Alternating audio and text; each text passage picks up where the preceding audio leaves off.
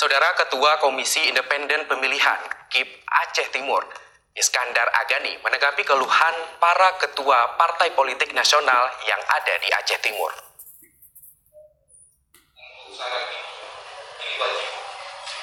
Ketua KIP Aceh Timur Iskandar Agani mengatakan ia juga mengerti keberatan bagi partai politik nasional yang ada di Aceh, khususnya di Aceh Timur, terkait surat dari KPU Pusat yang dikeluarkan pada Senin 9 Juni 2018.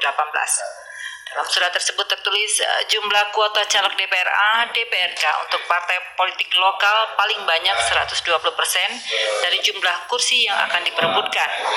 Berdasarkan pasal 80 Undang-Undang Nomor 11 Tahun 2006 tentang Pemerintahan Aceh dan pasal 16, 17, 18 Kanun Nomor 3 Tahun 2018 tentang partai politik lokal. Memang banyak parlok yang keberatan tentang surat dari KPU Pusat tentang penetapan kuota caleg untuk parlok 120% dan Partai Nasional 100% dari jumlah kursi, sehingga yang di Partai Nasional tidak setuju karena bisa rugi di saat perhitungan suara nantinya.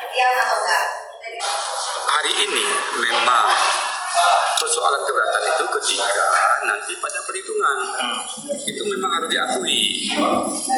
Satu sisi parlok dia 120%, satu sisi lain panas itu 100%. Ada kelebihan orang 20%, ya, ada kelebihan orang 20%.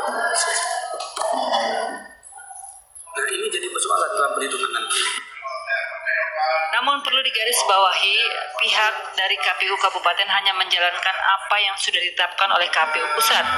Selama KPU tidak mengeluarkan surat yang terbaru, tetap menjalankan apa yang ada. Kendati demikian, KPU akan mencari regulasi baru untuk masalah ini agar ada kesetaraan baik parlok maupun parnas. Dari Aceh Timur, Said Maulana, TVRI melaporkan.